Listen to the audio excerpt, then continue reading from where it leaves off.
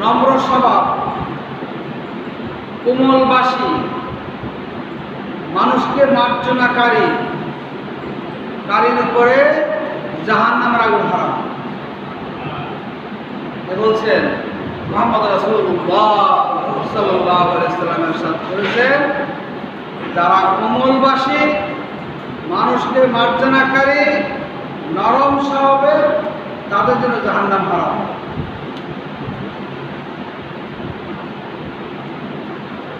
মুমিনের একজন মুমিন লাগাম বিশিষ্ট উটের নেয়। যদি কোনো উটের সাথে লাগাম লাগিয়ে রাখা হয়, তাহলে তাকে বেঁধে রাখলে সে দাঁড়িয়ে থাকে, আর তাকে চালানো হলে চলতে থাকে। আর যদি কণ্ঠকাকীর্ণ পাথরের উপরে তাকে বসিয়ে রাখে, সেখানে সে বসে যায়। ঠিক একজন মুমিনের চরিত্র এরকম হবে। একজন মুমিন এইরকম নরম তবিয়তের এবং নম্র এবং বিনয়ী হবে।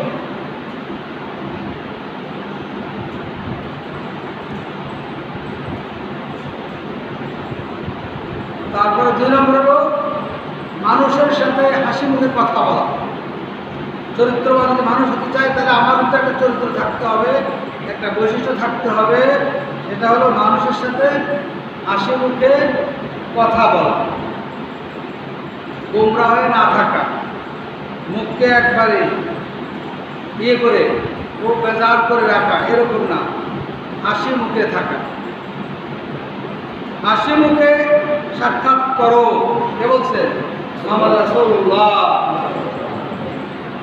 হ্যাঁ, তোমার পাত্র দিয়ে আরেকজনের পাত্রের পানি ঘুরিয়ে দাও, ঢেলে দাও। কথা কি বলছেন? অতএব হাসি মুখে থাকতে হবে। এরপরে তুমি সম্পদ দিয়ে কাউকে খুশি করতে পারবে না। কে বলছেন? মুহাম্মদ রাসূলুল্লাহ। সম্পদ দিয়ে তুমি কাউকে খুশি করতে পারবে না। অতএব তুমি কারোর সাথে যদি সাক্ষাৎ করো, হাসি মুখে সাক্ষাৎ করো, হয়তো বা তুমি এই হাসি মুখ দিয়েই কি করতে পারো, কাউকে সন্তুষ্ট করতে পারো। টাকা পয়সা দিয়ে আজ দিচ্ছেন, কালকে না দিলে আর শেষ। মুসলিম ভাইয়ের সাথে মুস্কি হাসা। মুস্কি হেসে যদি কোনো মুসলমানের সাথে কথা বলে, তাহলে সেটা সাদাকা। সাদাকা বুঝলেন? অর্থাৎ দান। কোনো মুসলমানের সাথে মুস্কি হেসে কথা বললে সেটা সদকা বা দানে পরিণত হয়। বলেন সুবহানাল্লাহ। এবং একজন মুসলমানকে যদি কেউ পথ দেখিয়ে দেয়, রাস্তা দেখিয়ে দেয়, যে ভাই এদিকে যাবেন, তাইলেও সে কি সাদাকা, দানের সওয়াব পেয়ে যায়। বলেন সুবহানাল্লাহ। রাসূলুল্লাহ সাল্লাল্লাহু আলাইহি ওয়াসাল্লাম যখন হাসতেন এবং কার সাথে কথা বলতেন, তিনি মুস্কি হাসতেন। কে? রাসূল সাল্লাল্লাহু আলাইহি ওয়াসাল্লাম। 3 নম্বর হলো একজন মুমিনের ভিতরে ধৈর্য ও দানশীলতা, এই গুণ থাকতে হবে।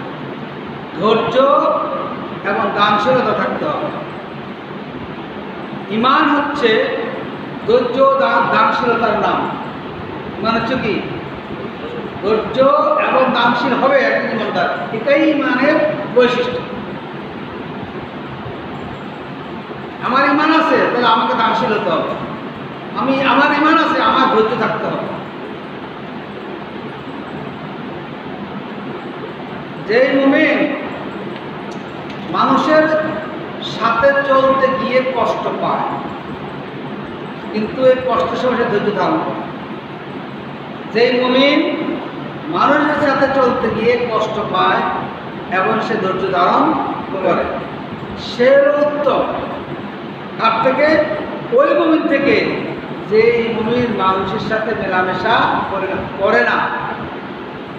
সেই মুমিন থেকে এই মুমিন উত্তম, যেই মুমিন মানুষের সাথে মেলামেশা করতে গিয়ে কষ্ট পেয়ে ধৈর্য ধারণ করে, সে কি উত্তম। আর যে মেলামেশা করা সে উত্তম না, কারণ আপনি দুনিয়াতে চলতে গেলে কিছু কষ্ট, কিছু কাটার আচর এগুলো পেতেই হবে, আর তখন ধৈর্য ধারণ করতে হবে। অতএব এই কথাও করা ঠিক না যে আমি একবার ঘরে বসে থাকবো, কার সাথে মিশবো না, কথা বলবো না, এমন না। যত কষ্ট পাবেন ধৈর্য ধারণ করবেন। এরপরে আল্লাহ রাসূল সাল্লাল্লাহু আলাইহি ওয়াসাল্লাম আরো বলছেন, যখন কোনো মুসলমানকে পাপ করতে দেখবে তখন তার বিরুদ্ধে শয়তানকে সাহায্য করিও না, শয়তানকে সাহায্যকারী হইও না। কোনো মুমিনকে পাপ করতে দেখলে শয়তানের সাহায্যকারী হইও না। কারণ যখন কেউ পাপ করে তখন আমরা কি বলি, কি আল্লাহ তোকে লাঞ্ছিত করুক, আল্লাহ তোর ক্ষতি করুক, কি পাপ করার কি লেগে, এই কথা বলার সাথে সাথে কি ইবলিশ শয়তান সুযোগ পেয়ে যাও। অতএব তুমি এই কাজটা করিও না, বরং কাউকে পাপ করতে দেখলে তুমি কি করবে, দোয়া করবে যে আল্লাহ তুমি তাকে তওবা করার যোগ্যতা দান করো। কাউকে পাপ করতে দেখলে কি করতে হবে, আল্লাহ তাকে তওবা করার যোগ্যতা দান করেন। কিন্তু ওই তাকে গালিগালাজ করা যাবে না, যদি গালি দেয় সেটা হবে শয়তানকে উদ্বুদ্ধ করা। 4 নম্বর হলো রাগের সময় নিজকে নিয়ন্ত্রণ করা। একজন চরিত্রবান লোকের দায়িত্ব হলো রাগের সময় নিজকে নিয়ন্ত্রণে রাখা। আল্লাহ রাসূল সাল্লাল্লাহু আলাইহি ওয়াসাল্লাম ইরশাদ করেছেন, যে ব্যক্তি যুদ্ধ করে পরাজয় লাভ করে সে জয়ী না, আর সে শক্তিশালী না, বরং শক্তিশালী হইল সেই ব্যক্তি যে ব্যক্তি রাগ উঠলে রাগকে নিয়ন্ত্রণ করতে পারে, সেই ব্যক্তি হলো শক্তিশালী। আপনি দেশ জয় করেছেন, যুদ্ধ করে জয়লাভ করেছেন, এটা আপনার প্রকৃত জয়লাভ না। প্রকৃত জয়লাভ হলো রাগের সময় রাগকে নিয়ন্ত্রণ করতে পেরেছেন। আব্দুল্লাহ ইবনে উমর রাদিয়াল্লাহু তাআলা বলেন, এক ব্যক্তি রাসূলুল্লাহ সাল্লাল্লাহু আলাইহি ওয়াসাল্লামকে প্রশ্ন করেছিলেন যে কোন জিনিস আল্লাহর গজব থেকে বাঁচাতে পারে। কি প্রশ্ন করছিলেন, কোন জিনিস আল্লাহর গজব থেকে বাঁচাতে পারে। রাসূলুল্লাহ সাল্লাল্লাহু আলাইহি ওয়াসাল্লাম বললেন যে রাগ পরিহার করো, রাগ পরিহার করো। অতএব যদি কেউ রাগ পরিহার করতে পারে তাহলে সে কি করে, সে আল্লাহর গজব থেকে বাঁচতে পারে। 5 নম্বর হলো দয়া ও কোমল হৃদয়। একজন চরিত্রবান লোকের কি থাকতে হবে, দয়া থাকতে হবে, আর হলো কোমল হৃদয় হতে হবে। কঠিন হৃদয় না, কোমল হৃদয়। রাসূলুল্লাহ সাল্লাল্লাহু আলাইহি ওয়াসাল্লাম শপথ করে বললেন, আল্লাহ তাআলা শুধু দয়ালুদেরকে তার দয়া দান করেন। কে? রাসূল সাল্লাল্লাহু আলাইহি ওয়াসাল্লাম শপথ করে বলছেন যে যার হাতে আমার প্রাণ, তার কসম, আল্লাহর কসম, যে আল্লাহ তাআলা যারা দয়ালু তাদেরকেই নিজের দয়া দান করেন। সেই ব্যক্তি, রাসূল আরো বলতেছেন, সেই ব্যক্তি দয়ালু নয় যে ব্যক্তি নিজের আত্মীয় স্বজন, নিজস্ব লোকের ব্যাপারে দয়া দেখায়, বরং প্রকৃত দয়ালু হলো সেই ব্যক্তি যে ব্যক্তি সকল মুসলমানের প্রতি দয়া দেখায়। শুধু নিজের সন্তানকে দয়া দেখান, নিজের আত্মীয় স্বজনকে দয়া দেখান, এটার নাম প্রকৃত দয়া নয়। দয়া দেখাতে হলে সকল মুসলমানের প্রতি যে দয়া দেখায় সেটা হলো প্রকৃত দয়া। কথা বোঝাচ্ছে? আমরা নিজেকে গণ্ডির বাইরে তো যেতে চাচ্ছি না। বাইরেবেলা আত্মীয় স্বজনের একটা গণ্ডি আছে, এই গণ্ডির বাইরে আমরা যেতে চাচ্ছি। কিন্তু রাসূল বলছেন যে দয়ালু হলো সেই ব্যক্তি যে ব্যক্তি সকল মুসলিমের জন্য দয়া দেখান।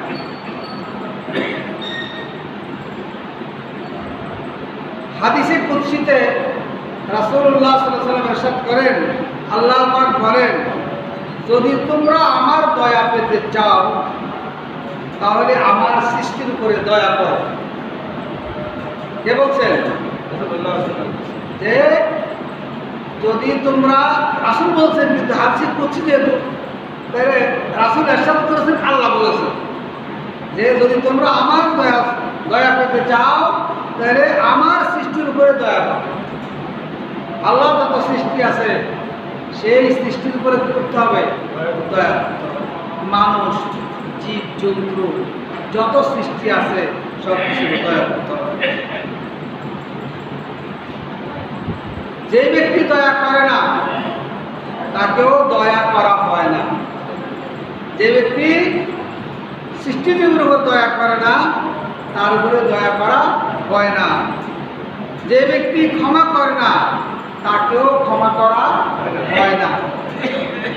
কে বলছেন? মুহাম্মদ রাসূলুল্লাহ। তাহলে এই গুণগুলো একজন চরিত্রবান লোকের ভিতরে থাকতে হবে। আল্লাহ রাসূল সাল্লাল্লাহু আলাইহি ওয়াসাল্লাম আরো বলেছেন যে পৃথিবীবাসীকে দয়া করে না আসমানের মালিকও তাকে দয়া করে না। যে পৃথিবীবাসীর উপর দয়া করে না আল্লাহ তার উপরে কি করে না? আকাশের যে আল্লাহ সে আল্লাহ তার উপর দয়া করে না। রাগ দমন করা, রাগ কি করা? দমন করা। প্রতিশোধ নেওয়ার ক্ষমতা আছে আপনার। কেউ আপনাকে আক্রমণ করলো বা আপনাকে কিছু বললো বা কিছু আচরণ খারাপ করলো, আপনার এখন কিন্তু ক্ষমতা আছে তারে কিছু করার। কিন্তু তারপরও ক্ষমতা থাকা সত্ত্বেও যদি কেউ রাগকে দমন করে, কিয়ামতের দিন সকল সৃষ্টির সম্মুখে তাকে একত্রিত করা হবে এবং বলা হবে এই হুরগুলো থেকে তুমি যে কোনো হুর বেছে নিতে পারো। অর্থাৎ দুনিয়াতে আপনার ক্ষমতা, আপনার রাজনৈতিক ক্ষমতা, আপনার অর্থনৈতিক ক্ষমতা, আপনার কি সরকারি ক্ষমতা, বেসরকারি ক্ষমতা, এলাকার নেতৃত্ব, এই শক্তিগুলো আপনার হাতে আছে। কিন্তু এই শক্তিগুলো আপনি অসৎ ব্যবহার করলেন না। আপনি কেউ অপরাধ করলে তাকে শাস্তি দিলেন না, আপনি রাগকে থামাইয়া ফেললেন। তাহলে কাল হাসরের ময়দানে সকল সৃষ্টির সামনে আল্লাহ আপনাকে ডাকবে, ডেকে বলবে যে এই হুরগুলোর মধ্যে থেকে তুমি যে সমস্ত হুর চাও বেছে নিতে পারো। এই জান্নাতি হুর তাকে দেওয়া। বলেন সুবহানাল্লাহ।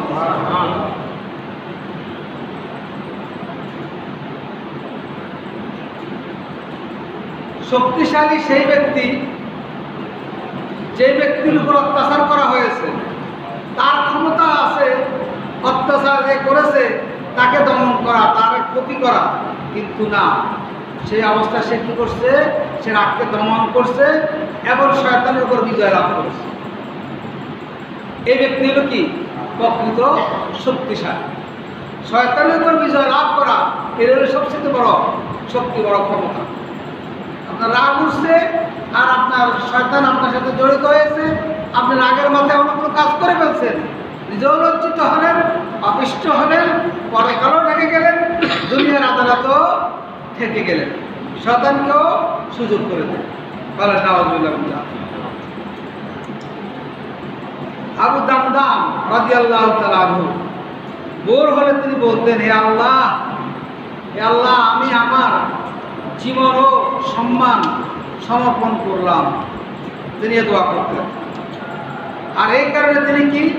সে গালি দানকারীকে গালি দিতেন না, অত্যাচারীর প্রতি তিনি অত্যাচার করতেন না এবং প্রহারকারীদেরকে তিনি প্রহার করতেন না। তিনি দোয়াই আর করছেন যে আল্লাহ জীবন ও সম্মান সমর্পণ করলাম আল্লাহ আপনার হাতে। এরপরে তিনি কেউ গালি দিলে গালি দিতেন না, অত্যাচার করলে অত্যাচার করতেন না, কেউ প্রহার করলে প্রহার করতেন না। অতএব এটা হলো কি একজন ভালো চরিত্রের মানুষের গুণাবলী। এরপরে লোকজনকে মার্জনা করা, আর এখন থাকতে হবে কি চরিত্রবান মানুষের একটা গুণ হলো লোকদেরকে মার্জনা করা, মাফ করে দেওয়া, ক্ষমা করে দেওয়া, ক্ষমার গুণ। এটা একটা চরিত্রবান মানুষের একটি বৈশিষ্ট্য হলো ক্ষমা করে দেওয়া। ক্ষমাকারীর প্রতিদান আল্লাহ নিজ হাতে দান করবেন, বলে সুবহানাল্লাহ। যে ক্ষমা করতে জানে তার প্রতিদান কে দিবেন? আল্লাহ নিজ হাতে দান করবেন। বিনা হিসাবে জান্নাতে যাবে। যে মানুষকে ক্ষমা করে দিতে পারে সে বিনা হিসাবে জান্নাতে যাবে, বলেন না সুবহানাল্লাহ। আল্লাহ রাসূল সাল্লাল্লাহু আলাইহি ওয়াসাল্লাম আমাদেরকে উপদেশ দিয়ে গেছেন যে তোমার সাথে সম্পর্ক ছিন্ন করবে তুমি তার সাথে সম্পর্ক বজায় রাখবে, যে তোমাকে বঞ্চিত করবে তুমি তাকে দান করবে, যে তোমাকে অত্যাচার করবে তুমি তাকে ক্ষমা করবে। এটা কার শিক্ষা? মুহাম্মদ রাসূলুল্লাহ। অর্থাৎ চরিত্রবান মানুষ এমনই হতে হবে। রাসূলুল্লাহ সাল্লাল্লাহু আলাইহি ওয়াসাল্লামের জীবনে জিহাদ ব্যতীত আক্রোশমূলকভাবে কাউকে আঘাত করেছেন এইরকম ইতিহাস কোথায় খুঁজে পাবেন না। রাসূল ব্যক্তিগত আক্রোশ কারো উপরে কোনো খারাপ আচরণ করেছেন এরকম ইতিহাস কোথায় আপনি খুঁজে পাবেন না। রাসূলের জিন্দেগিতে এরকম কোনো ইতিহাস নেই। যে ব্যক্তি লজ্জিত ব্যক্তির ভুল ত্রুটি ক্ষমা করে দেয় আল্লাহ কিয়ামতের দিন তার গুনাহ ক্ষমা করে দিবেন। এখন একটা ভুল করে ফেলছে, কইছে ভাই সরি, এখন আপনি কি করলেন? ক্ষমা করে দিলেন, আল্লাহ আপনার গুনাহ মাফ করবে। এখন আমরা এটা করি, আরে না হেরে ধর, আমার ভাই তো ম্যাজিস্ট্রেট, আমার ভাই হলো রাজনৈতিক নেতা, তার ধর কোনো কথা নেই, বাম, ঠিক আছে না? আপনি সরি বলছেন, এখন এই আর কোনো কথা নেই, বস তাকে মাফ করে দেন, তাহলে কিয়ামতের দিন আল্লাহ আপনাকে মাফ করে দিবে। আর যেন বলেন না সে আমার গায়ে রাখলো, আমার গায়ে আসর দিল কেন? তাহলে ধরো আমার ভাই তো ম্যাজিস্ট্রেট, আমার ভাই রাজনীতিক অমুক নেতা, আমার ভাই যুব দলের নেতা, আমার ভাই ছাত্রলীগের লিডার, এই সেই কই আরো মানে অত্যাচার করলো। কথা বোঝা আসছে কিনা? তাহলে কি জান্নাত পাবে? তো আল্লাহ রাসূল বলেছেন যে ব্যক্তি এরকম লিডারগিরি থাকা সত্ত্বেও ক্ষমা করে দিবে আল্লাহ তার গুনাহসমূহ মাফ করবে। যে ক্ষমা করে তার সম্মান আল্লাহ বৃদ্ধি করে দেন। কে বলছেন? মুহাম্মদ রাসূলুল্লাহ সাল্লাল্লাহু আলাইহি ওয়াসাল্লাম। গড়িটা কি নষ্ট? হ্যাঁ, এই গড়ি তো নষ্ট। কত বাজে? হ্যাঁ,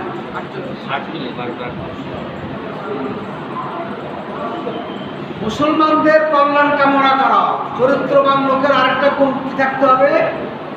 মুসলমানের কল্যাণ কামনা করা। আল্লাহ রাসূল সাল্লাল্লাহু আলাইহি ওয়াসাল্লাম বলেছেন আদ-দীনু নাসিহা, দিন হলো, ধর্ম হচ্ছে কল্যাণ কামনা করা।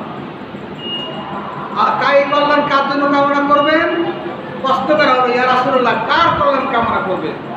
আল্লাহর কল্যাণ কামনা করবে, আল্লাহর কিতাবের কল্যাণ কামনা করবে, আল্লাহর রাসূলের কল্যাণ কামনা করবে, মুসলমানদের ইমামের কল্যাণ কামনা করবে, সাধারণ মুমিনদের কল্যাণ কামনা করবে। দ্বীন নসিহত। অতএব আপনি সকল মুমিনের কল্যাণ কামনা করতে হবে। কারোর অকল্যাণ, তার উপর গজব পড়ুক, তাকে আল্লাহ ধ্বংস করুক, তার বংশ নির্বংশ করে দেখ, এগুলো না, সমস্ত মুসলমানের জন্য কল্যাণ কামনা করতে হবে, তার সফলতা কামনা করতে হবে, তার হেদায়েত কামনা করতে হবে। কথা বুঝতে পারছি? কোন মুমিনের অকল্যাণ কোন মুমিন কামনা করতে পারে না। কষ্ট পাবেন, পৃথিবীতে তো কষ্ট পেতেই হবে। আপনি মুমিন, আপনাকে কষ্ট করতে হবে। রাগ, জিদ বা বদদোয়া সব কিছুকে বদ্ধ করে রাখতে হবে আত্মার মধ্যে। মুমিন একে অপরের কল্যাণকামী এবং পরস্পর ভালোবাসা পোষণকারী হয়ে থাকে। কে বলছেন? মুহাম্মদ রাসূলুল্লাহ সাল্লাল্লাহু আলাইহি ওয়াসাল্লাম বলেছেন যে মুমিনরা একে অপরের কল্যাণকামী হবে এবং পরস্পরকে ভালোবাসবে। নাকি না? নিজের বউ, নিজের মা বাপ, নিজের ভাই বোন, বাস এই গণ্ডির বাইরে আর কারো ভালোবাসার দরকার নাই। এরকম গণ্ডিবদ্ধ হওয়ার দরকার নাই। মুসলিম কুল্লু মুসলিম ইখওয়া, পৃথিবীর সমস্ত মুসলমান একটা দেহের মতো, সমস্ত মুসলমান একটা দেহের মতো। কথা ঠিক আছে? দেহের এক জায়গায় আঘাত পাইলে যেমন অন্য জায়গাও ব্যতীত হয়, ঠিক পৃথিবীর সমস্ত মোমেন্টটা একটা দেহের মতো। কোনো মোমেন্ট কোথাও আক্রান্ত হলে, ক্ষতিগ্রস্ত হলে অন্য মোমেন্টটাও কি করতে হবে? কষ্ট দিতে হবে।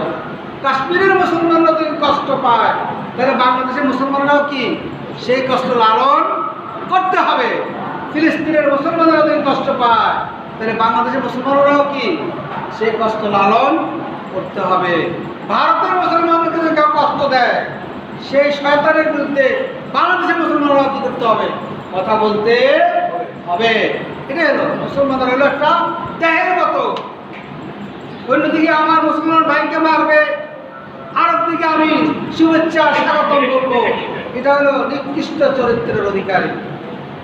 যার রক্তে মুসলমানদের হাত রঞ্জিত হয়, সেই পুলিশের পক্ষে কথা বলা কোন মুসলমানদের জন্য বৈধ নয়। কথা বোঝাচ্ছে কি?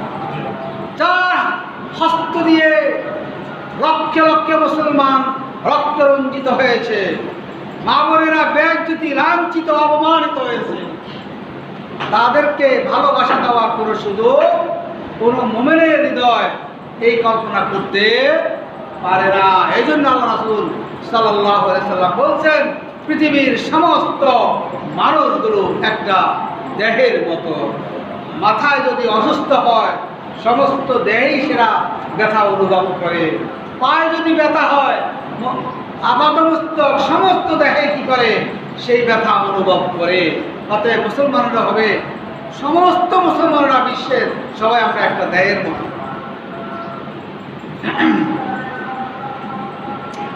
আল্লাহ রাসূল সাল্লাল্লাহু আলাইহি সাল্লাম বলেছেন, মানুষের জন্য তুমি তাই পছন্দ করো যা নিজের জন্য পছন্দ করো। কথা ঠিক আছে? কিন্তু এখন আমরা কি আছি এই চরিত্রের মধ্যে? আমাদের চরিত্র হলো আমারটা ভালো হইতো, আমারটা ভালো।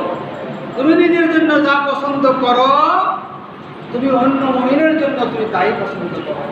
তুমি নিজের জন্য যেটা অপছন্দ করো, তোমার মুমিন ভাইয়ের জন্য সেটা তুমি অপছন্দ করো।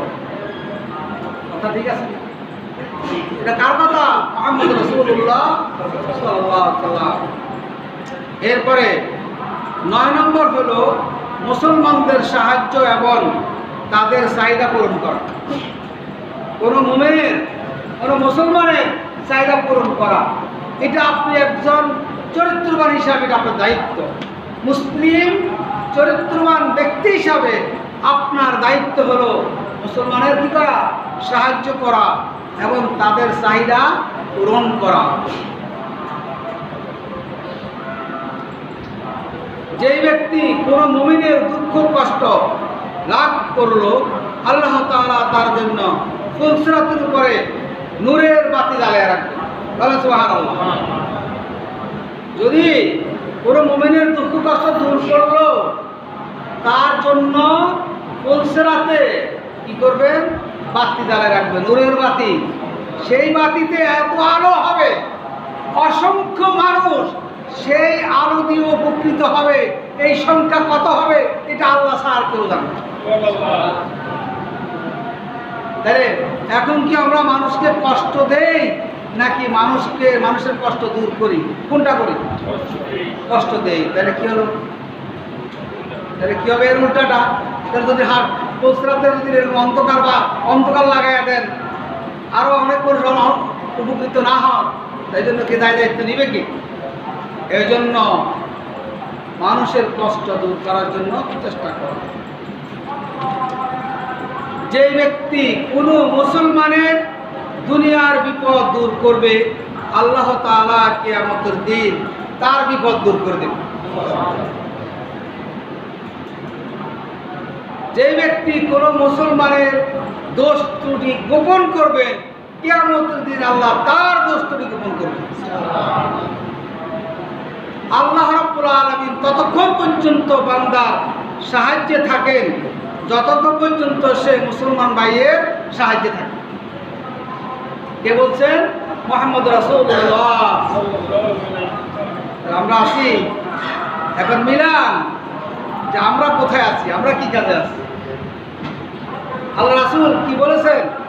এটাই হওয়া দরকার। চরিত্রবান ব্যক্তির জন্য এই বৈশিষ্ট্য থাকতে হবে। আল্লাহর নিকট সবচেয়ে বেশি প্রিয় সেই ব্যক্তি যে তার পালিতদের সর্বাধিক উপকার সাধন করে। পালিত মানে আল্লাহর পালিত কারা? আল্লাহর সমস্ত সৃষ্টিজীবী কি আল্লাহ লালন পালন করেন। আল্লাহ পালিত কারা? আল্লাহ সৃষ্টিজীব সবাই কি আল্লাহ লালিত পালিত। অতএব এই লালিত পালিতদের যারা কি করবে, হ্যাঁ, যারা উপকার সাধন করবে তারা হলো সবচাইতে ভালো মানুষ, শ্রেষ্ঠ মানুষ, আল্লাহর কাছে সুপ্রিয় মানুষ। অতএব সৃষ্টিজীবের যত উপকার করবেন, যত তাদের উপকার করবেন, ততই আপনি কি হবেন? দুনিয়া এবং আখিরাত উপজগতে উপকার পাবেন। যে মুসলমান ভাইয়ের চাহিদা পূরণ করলো সে যেন সারা জীবন আল্লাহর ইবাদত করবে। বলেন না? জোরে বলেন।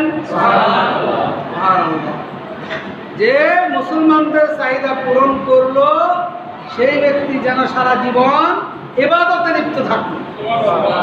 অতএব কারো উপকার করা মানে কি? আপনি ইবাদত করার সময়।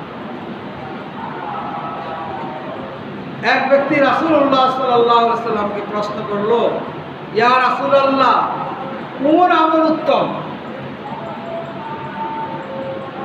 আপন মুসলমান ভাইকে খুশি করা। রাসূল কি বলেছেন?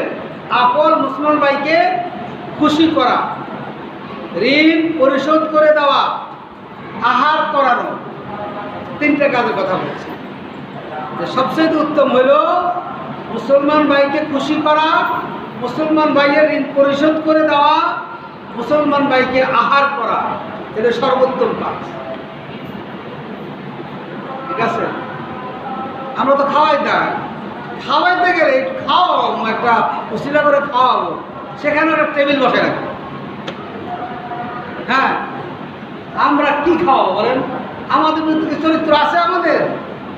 হ্যাঁ, যে অপর মুসলমানকে খুশি করা, ঋণ পরিশোধ করা। ঋণ পরিশোধ তো দূরের কথা, আরো বদনামি করে যে মানে যে ভালো হয়েছে, ঋণে পড়ছে, বেড়া বিপদে পড়ছে, নাউযুবিল্লাহ মিন যালিক। আহার করানো, এই আহার করানো যে কত বড় সওয়াবের কাজ এবং জান্নাতে যাওয়ার একটা মাধ্যম আহার করানো অন্য মানুষের। সেই আহারটা আমরা যদি কখনো কোনোভাবে করাইতেও যাই, সেখানে টেবিলের সরাসরি আর টাকার সরাসরি, তাহলে আমরা খাওয়াইলেন কি লেগে? ব্যবসা তো বাড়াই পড়েছে। এই ব্যবসাটা বাদ দেওয়া যায় না। আস্তে আস্তে আমরা মুসলমান দাবি করি, আর তো মুসলমানের খাওয়াইয়া টাকা নেই। এটা কি ধরনের চরিত্র? এটা একটু পরিবর্তন করা যায় কি না? সকলে মিলে একটু বিবেচনা করেন। আস্তে আস্তে সমাজ থেকে অন ইসলামিক সুন্নতের বাহিরে, রাসূলের তরিকার বাহিরে, রাসূলের যে আদর্শের খেলা, এই কাজগুলো আমরা বাদ দিতে পারি কিনা। টেবিল না বসাইয়া যদি আমরা 100 লোকের জায়গায় 50 জন খাওয়াই দিলাম আল্লাহ রাসূল, ভালো হয় না? ভালো হয় কিনা বলেন না আপনারা? একটু জোরে বলেন।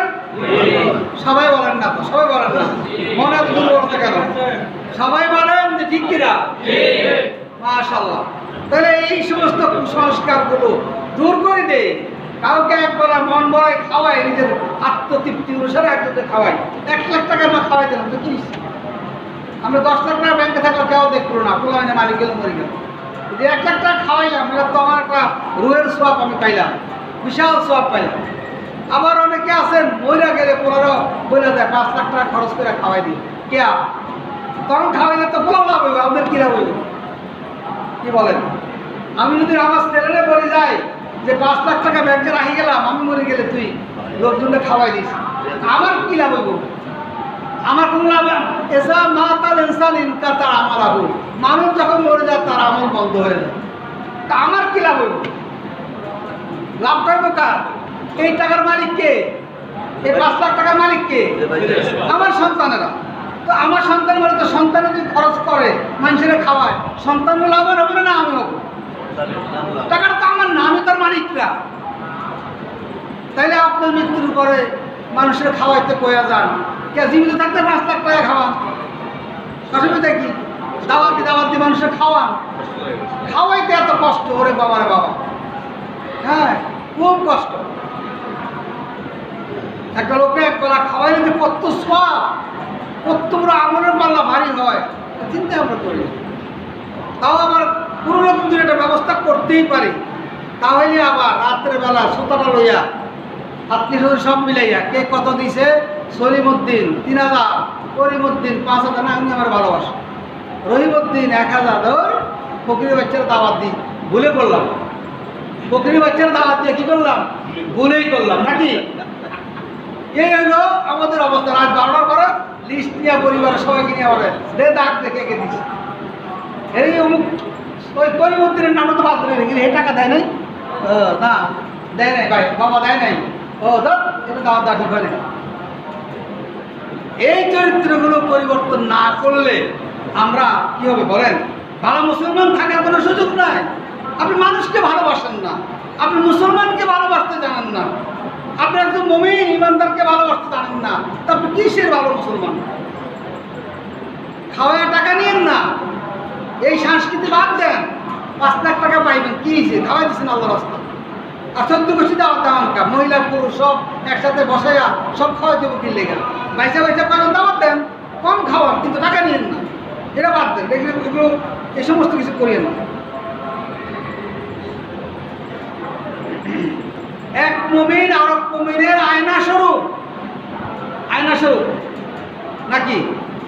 আয়না স্বরূপ আমরা আয়না না বলতে ময়লা স্বরূপ, কারণ আমি তো এক মুমিন আর এক মুমিনের গীবত করি, তো ময়লা স্বরূপ। আয়না স্বরূপ মানে আমি আয়নাতে যেরকম আমার চেহারার মধ্যে সমস্ত বস্তুটি দেখি, ঠিক আরেকজন মুমিনের বস্তুটি দেখলে আমি কি করব? এখন আমার মুখে যদি একটা ময়লা দেখি, এখানে আমি কি করব? কাপড় দিয়ে মুছে ফেলবো নাকি? ঠিক অপর ভাই আয়না স্বরূপ মানে তার ময়লাটা আমি মুছে দেবো, তার বদনামি করবো না। কথা বুঝে আসছে কিনা? এক মুমিন আর এক মুমিনের আয়না স্বরূপ। কে বলছেন? মুহাম্মদ রাসূলুল্লাহ। অতএব সাক্ষাতে সে তার ক্ষতি করবে না এবং পিছনে সে তার নিরাপত্তা দিবে। মুমিনের দায়িত্ব কি? সাক্ষাতে যে আছে না কিছু মানুষ, ওরে ভাই ওই লোকের সাথে দেখাইলে খবর আছে, আমি ওখান দিয়ে যাবো না, এই পিছন দিয়ে যাবো না, এর মধ্যে না। আপনার সাক্ষাতে ক্ষতি মনে করো অন্যকে, তো আপনার মতো নিকৃষ্ট লোক আছে কেন নাই? কথা বলতে। দ্বিতীয়ত হলো তার অনুপস্থিতিতে, কোনো মুমিনের অনুপস্থিতিতে আপনি ষড়যন্ত্র করতে পারবেন না, তার ক্ষতির, তাকে মেরে ফেলার, তার হক নষ্ট করার এর কোনো ষড়যন্ত্র আপনি করতে পারেন না। কে বলছেন? মুহাম্মদ রাসূলুল্লাহ। জোরে বলেন সাল্লাল্লাহু আলাইহি সাল্লাম, জোরে বলেন মাশাআল্লাহ। এই তো না জিমে গেছেন তো, জুমার দিন ক্ষুধা লাগছে। কয়টা বাজে? ঘড়ি তো আমার সামনে নাই। যে ব্যক্তি কোনো মুমিনের মেহমানদারি করে কিংবা অভাব দূর করে, আল্লাহ দায়িত্ব হলো তাকে জান্নাত দান করা। বুঝছেন কি? বুঝছেন? কোনো মুমিনকে মেহমানদারি করলে অথবা কোনো মুমিনের অভাব দূর করে দিলে আল্লাহর দায়িত্ব হলো ওই ব্যক্তিকে জান্নাত দাও। এবার টাকা নেবেন, টাকা দিলে জান্নাত দিব? কারণ আপনি তো উজরত নিয়ে নিয়েছেন। রাসূল বলতেছেন যে ব্যক্তি কোনো মোমেনকে মেহমানদারি করলো অথবা তার কোনো অভাব দূর করে দিল, আল্লাহর দায়িত্ব হলো তাকে জান্নাত দান করা। এবার বুঝেন আপনি কি বদলা নেবেন কিনা, দুনিয়াতে না আখিরাতে নেবেন, এটা আপনার ইচ্ছা। নিশ্চয়ই আল্লাহ রাব্বুল আলামিন অন্যের দুঃখ কষ্ট লাভ করা একজন চরিত্রবান লোকের আরেকটা বৈশিষ্ট্য হলো সে অন্যের দুঃখ কষ্ট কি করবে? দূর করবে।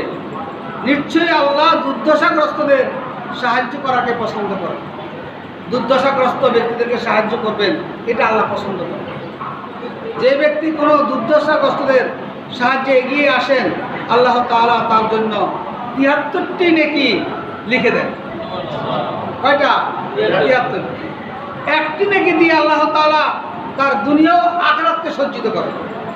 একটা নেকি দিয়ে তার দুনিয়া আখিরাতকে আর করে থাকে। তার এই ৭২টা দিয়ে আল্লাহ তার মর্যাদা বৃদ্ধি করে দেন। দুনিয়া এবং আখিরাতের মর্যাদা বৃদ্ধি করে দেন। বলেন সুবহানাল্লাহ।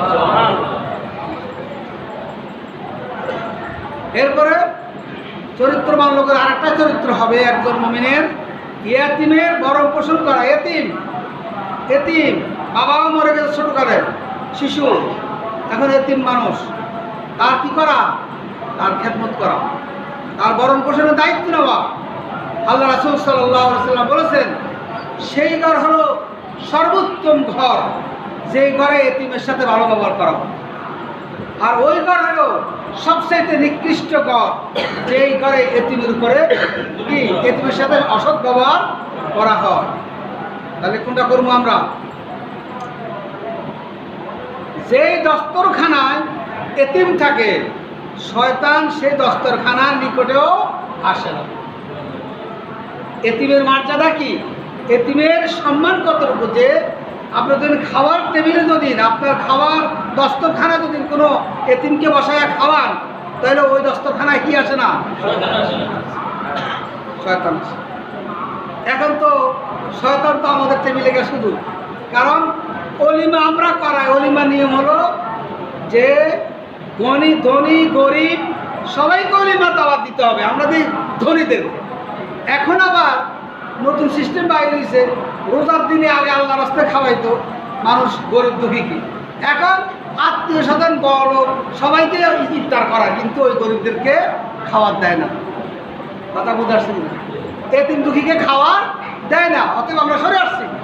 এই জন্য শয়তান আমার লগে আছে, দেখে অমুক সব দেখে অমুক রাজনীতিক নেতা, অমুক নেতা অমুক ওই, কিন্তু গরিবদেরকে আমরা দাওয়াত দেই না। কিন্তু আল্লাহ রাসূল বলছেন যে দস্তরখানার মধ্যে এতিম বসে সেখানে শয়তান কাছে তারাও আসে না। অতএব অলিমা করান, কোনো খাওয়ানি করান, যেখানে কোনো খাওয়ার অনুষ্ঠান করেন সেখানে 10 জন এতিম গরিব মিসকিন দাওয়াতি খাওয়াবেন, তাইলে আপনার খাওয়াটা প্রকৃত খাওয়া হবে, বরকতময় হবে।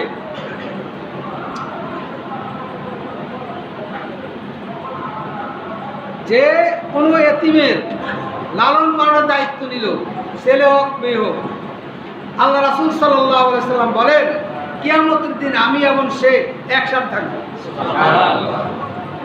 এতিমের সেবা করলে কিয়ামতের দিন সে আর আমি একসাথে থাকবো। এভাবে আঙ্গুল লাগায় দেখা দিন। বলেন সুবহানাল্লাহ। এরপর হলো আরেকটা চরিত্র মানের আরেকটা বৈশিষ্ট্য হলো উত্তম আচরণ করা। আল্লাহ রাসূল সাল্লাল্লাহু আলাইহি ওয়াসাল্লাম ইরশাদ করেন প্রতিদিন সূর্যোদয়ের পর প্রত্যেক মানুষের উপর কর্তব্য হলো তার প্রত্যেকটা জোড়ার সাদকা আদায় করা। কথা বুঝে আসছে? যে প্রতিদিন সূর্য উদয়ের সাথে সাথে প্রত্যেক মুমিনের দায়িত্ব হলো কি করা? তার শরীরের জোড়াসমূহের সাদকা আদায় করা। আমরা করি? সাদকা আদায় করি না, করতে পারবো না। কয়টা জোড়া আছে খবর আছে? এই প্রত্যেকটা জোড়া যদি 10 টাকা করে ধরেন তা ডেলি কয় টাকা আইব? 5 টাকা করে ধরেন তাহলে কয় টাকা আইব? আপনি যদি প্রত্যেকটা জোড়ায় টাকা ধরেন তাহলে কত টাকা আসবে? তাহলে এখন কি করতে হবে? রাসূল বলছেন যে দুইজন বান্দার মাঝে ন্যায় বিচার করে দাও, এটাও সাদাকা। এটাও কি জোড়া সদকা আদায় হয়ে গেল। কাউকে বাহনে উঠানোর ব্যাপারে সাহায্য করা, একজনের বাহনে উঠতে পারছে না বা বাহনে বোঝা উঠাতে পারছে, গাড়িতে বোঝা উঠাতে পারতেছে না, রিক্সাটা ঠেলি কোনোর মতো উঠাতে পারতেছে না, আপনি কি করলেন? ধাক্কায় উঠে হাজা সাদাকা, তো এটাও সদকা দাও। এরপরে কারণ বোঝা বাহন উঠিয়ে দেওয়া, বোঝা উঠাইতে পারতেছে না, লয়ে দাঁড়িয়ে রয়েছে, বস্তাটা লয়ে দাঁড়িয়ে রয়েছে, নিজে একা একা উঠাইতে পারে না, আপনি উঠাইয়া দিলেন। ভালো কথা বলা, সুন্দর সুন্দর কথা বলা মানুষের সাথে, এটাও সাদাকা। নামাজের জন্য প্রতিটা পদক্ষেপ, প্রতিটা কদমেই কি সাদাকা। ধরে বলেন, রাস্তা থেকে কষ্টদায়ক জিনিস সরিয়ে ফেলা, এটাও সাদাকা। এগুলোর মাধ্যমে আপনি জোড়া সদকা আদায় হয়ে যান। আর এগুলো না করলে সদকা আদায় আপনার হলো না, থেকে গেল আপনার ওখানে। এখন রাস্তা থেকে কষ্টদায়ক জিনিস সরিয়ে ফেলা, আর এখন হলো মানুষের কষ্ট হলে আমার কি আসে যায়, এখানে ইটা রাখবো, এখানে কোয়া রাখবো, এখানে বালু রাখবো, রাস্তায় গাড়ি চলতে পারে দুইটা, কিন্তু আমি চলতে পারে একটা, জাম হবে, মানুষের কষ্ট হবে, আমার অসুবিধা। এই বেটার যে কত বড় কবিরা গুনাহ করে, এটা তো আর কই লাভ নেই, কারণ সব তো নেতা। কিছু কইবেন যে এক কাটা লাগাই দিব, একজন রিক্সা রাখা হলে কথা কবেন, এই বেটা তুই এক কাটা জমি বেশি, এক কাটা জমি কিনে এসে আরে শান্তিবাগে বাড়ি করতে আসছ না, মাতবর হয়ে গেছস না। আপনার এই কথা ছাড়া কি করবো? এই কথাই বলবেন যে এক কাটা কিনে মাতবর হয়ে গেছো, কারণ একটা কথাই তো কইব, তাকে এইটাই তাকে বলি বা কথার একটা ভাব দাস। কিন্তু সে যে কত বড় কবিরা গুনাহ, যেখানে রাস্তা থেকে ইটের কণা, কাটা বা যে কোনো কষ্টদায়ক জিনিস তুমি সরিয়ে ফেলো, আর আপনার রাস্তা বন্ধ করে রাখেন আপনার মন মতো করে, ইটা বালু রেখে আপনি মন মতো করে আপনি কোরবানি করে বস ময়লা দিয়ে পুরা রাস্তা ভরে রাখেন, কেন? আপনি কেউ কিছু বলবেন, আপনি লিডার, নেতা। অতএব এই কাজগুলো করিয়েন না, জাহান্নাম কামের জন্য এগুলো যথেষ্ট। মানুষকে কষ্ট দিবেন, জাহান্নাম কামের জন্য এগুলো যথেষ্ট। সবসময় খেয়াল রাখবেন মাথায় যে আমার তারা যেন রাস্তাঘাটে এমনভাবে বন্ধ না হয় যা তারা কেউ কষ্ট করে। কথা বুঝে আসছে? এটা করবে, নাহলে কিন্তু ক্ষতিগ্রস্ত, দুনিয়াতে ক্ষতিগ্রস্ত, আখেরাতে ক্ষতিগ্রস্ত। মানুষকে ভালোবাসা, এটা একদম চরিত্রবানের কাজ। মানুষকে ভালোবাসতে হবে। সবচেয়ে উত্তম আমল হচ্ছে মানুষকে ভালোবাসা। মধ্যম পন্থায় ব্যয় করা অর্ধেক জীবন ধারণের উপকরণ। মধ্যম পন্থায় জীবন ধারণ করবেন, খুব হাইফাই ব্যবহার করবেন না, আবার একবার আসে গরিবী ভাব দেখাইবেন না। আর মানুষকে ভালোবাসা হলো অর্ধেক বুদ্ধিমত্তা। আপনার জ্ঞানের অর্ধেক হলেও মানুষকে ভালোবাসা। যদি আপনি মানুষকে ভালোবাসতে জানেন, তাহলে মনে করতে আপনার মাথা কি আছে, গিলু আছে, আপনার বুদ্ধিমত্তা আছে। যদি আপনি মানুষকে ভালোবাসতে না পারেন, তাহলে মনে করতে আপনার কি মাথার বুদ্ধি নেই। আর হলো যদি কষ্ট করতে জানেন সুন্দরভাবে, তাহলে মনে করতে হবে জ্ঞানের অর্ধেক। আপনার জ্ঞান আছে, আর যে ব্যক্তি গোসায় কষ্ট করতে না পারে তার জ্ঞান নাই, এটাই বোঝা যাচ্ছে। কে বলছেন? মুহাম্মদ রাসূলুল্লাহ সাল্লাল্লাহু আলাইহি ওয়াসাল্লাম। মানুষের সাথে প্রফুল্ল চিত্তে সাক্ষাৎ করো, আনন্দ চিত্তে মানুষের সাথে সাক্ষাৎ করো, এটা সদকা। এটা কি? সাদাকা। এরপর হলো প্রতিবেশীর হক আদায় করা। আল্লাহ রাসূল সাল্লাল্লাহু আলাইহি ওয়াসাল্লাম বলেন যে একদিন জিবরাইল আইসা এমনভাবে কথা বলতেছে, আমার মনে হলো যে সে এমনভাবে হক অধিকার কথা বলতেছে যে মানে সে প্রতিবেশীকে ওয়ারিশ বানা দিল, এতভাবে বলতেছে। অর্থাৎ প্রতিবেশীর সাথে ভালো ব্যবহার করতে হবে, এটা ফরজ, এটা কোনো নফল না, এটা ফরজ। প্রতিবেশীর সাথে ভালো আচরণ করতে হবে। এরপরে আসেন আমরা শবে বরাত সম্পর্কে দু-চারটি কথা বলতেছি। শবে বরাত, এখানে বারাত শব্দ, এই বারাত শব্দ হলো আরবি শব্দ। বারাত শব্দের অর্থ হইল সম্পর্ক ছেদ করা অথবা মুক্ত হওয়া, এটা হলো আরবি শব্দ। আর যদি ফার্সি হয় তাহলে হয় সৌভাগ্য। কথা বুঝে আসছে? এখন যারা এই নামটা রাখছে তারা ফার্সিতেই রাখছে, তারা সৌভাগ্যের রজনী বলে, কিন্তু এরা সৌভাগ্যের রজনী এটা কোনো কোরআনে কোথাও নাই, হাদিসেও কোথাও নাই। এটা শবে বরাত সৌভাগ্যের রজনী, এই কথাটা কোরআনেও নাই, হাদিসেও নাই। শুধুমাত্র নেসফুস শাবান কথাটা আছে। কি কথাটা আছে হাদিসে? নেসফুস শাবান। আর সূরা দুখানে যে আয়াতটি আর সূরা কদর, ওই যে ইন্না আনজালনাহু ফি লাইলাতুল কদর, এই দুই সূরার মধ্যে যেই কদর রাত্রির কথা বলা হয়েছে সেটা হলো লাইলাতুল কদর, যেটা রমজানের এই যেটা রাত্রি, সেটা হলো লাইলাতুল কদর। সূরা কি করা সূরা, দুই সূরার কথা বলছি। এই দুই সূরাই সূরা কদরের কথা বলা হয়েছে, সবে বরাত না। সবে বরাতের ব্যাপারে শুধুমাত্র হাদিস আছে কয়টা? নিসফুস শাবান, শাবান মাসের 14 তারিখ দিবাগত রাত্রিকে বলা হয়েছে নিসফুস শাবান। এই নিসফুস শাবান রাত্রিতে রাসূল সাল্লাল্লাহু আলাইহি সাল্লাম ইবাদত করছেন, এটার কিছু হাদিস আছে। রাসূল নিজে ইবাদত করছেন, কিন্তু রাসূল যে করেছেন, রাসূল সাল্লাল্লাহু আলাইহি সাল্লাম সাহাবায়ে কেরামদেরকে এবং নিজের যে বিবিরা আয়েশা রাদিয়াল্লাহু তাআলা আনহা দেখছেন রাসূল ইবাদত করতে, এবং রাসূল দেখছেন জান্নাতুল বাকিতে গেছেন, কিন্তু পশ্চিমকালও বলেন না যে আয়েশা তুমি উঠো নামাজ পড়ো, অথবা বলেন না যে মানে হে সাহাবীরা তোমরা এই শবে কদর রাত্রি শবে বরাতের রাত্রি পালন করো, এটা কোনো হাদিসে। রাসূল সাল্লাল্লাহু আলাইহি সাল্লাম ইবাদত করতে গিয়ে আয়েশাকে বলছেন, আয়েশা তুমি কি জানো এটা কোন রাত্রি? এটা হলো নিসফুস শাবান রাত্রি। তো এটাকেই হয়তোবা তৎকালীন উলামায়ে কেরামরা এটাকে আপনার মনে করেন যে একটা রাত হিসাবে দিয়া, গুরুত্ব দিয়া এটা শবে বরাত নাম দিয়েছে। নাম দিয়েছে কি? শবে বরাত নাম দিয়েছে। তবে আপনি এই রাত্রিতে সাধারণত অন্য রাত্রির মতো আপনি ইবাদত করতে পারেন, কোনো অসুবিধা নেই। আপনি যদি বলেন আমি সারা রাত্রে ইবাদত করুন, কোনো অসুবিধা নেই। তবে এই রাত্রের আলাদা ফজিলত আছে, আলাদা কোনো ফজিলত আছে, এই কথা মনে করে ইবাদত করাটা ঠিক হবে না, যেহেতু এটা কোনো হাদিসে নেই। আপনি সারা রাত ইবাদত করেন, নামাজ পড়েন, তাসবিহ তাহলিল করেন, জিকির আজকার করেন, কোরআন শরীফ তেলাওয়াত করেন, নফল নামাজ পড়েন, কোনো অসুবিধা নেই। কিন্তু যদি আপনি মনে করেন যে এই রাত্রিতে অনেক বড় ফজিলত আছে, তাহলে আপনি একটু ভুল করছেন। সেখানে যেহেতু হাদিসে কোনো ফজিলতের কথা বর্ণনা নাই, তবে একটা হাদিস আছে যে অসংখ্য মানুষকে আল্লাহ রাব্বুল আলামিন এই রাত্রিতে মাফ করে দিবেন, মাফ করে দিবেন। অতএব সেই দৃষ্টিকোণ থেকে আপনি এই রাত্রে বেশি বেশি আল্লাহর কাছে ক্ষমা দিতে পারেন। এবং রাসূল সাল্লাল্লাহু আলাইহি ওয়াসাল্লাম আরও বলেছেন যে বনি কালব গোত্র এবং ওই আরও 2টা গোত্রের কথা বলছেন যে এই গোত্রগুলোতে যতগুলো বকরি আছে, এই বকরির যত পশম আছে, ওই পশম পরিমাণ লোকদেরকে আমি এই রাত্রে ক্ষমা করে দেব। কথা বুঝাচ্ছি? এইসব দৃষ্টিকোণ থেকে আপনি যদি মনে করেন যে আমি এই রাত্রে এই কিছু তাসবিহ তাহলিল করবো, কিছু ইবাদত করবো, কিছু নামাজ পড়বো, কিন্তু আনুষ্ঠানিকতা এই রাত্রে মিলাদ পড়তে হবে, আপনার আনুষ্ঠানিকতা করতে হবে, এই রাত্রে হুজুরদের কায়না বড় করে কোনো কিছু করতে হবে, বা এই রাত্রে কোনো তাবারক বিতরণ করতে হবে, এগুলো কিছু নাই, এগুলো নাই।